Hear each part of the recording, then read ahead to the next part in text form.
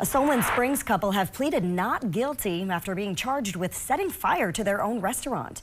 Kimberly and Stephen Castern are charged with 2 felonies each, including arson.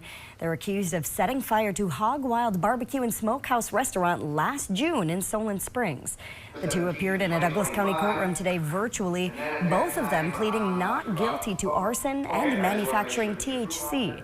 Authorities say the Casterns set fire to the Hog Wild Barbecue and Smokehouse restaurant, which they own.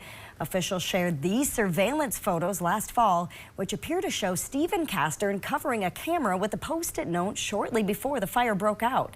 Investigators say the couple was also seen removing some items and money from the restaurant and then leaving a short time before the fire began. They will both be back in court in early September.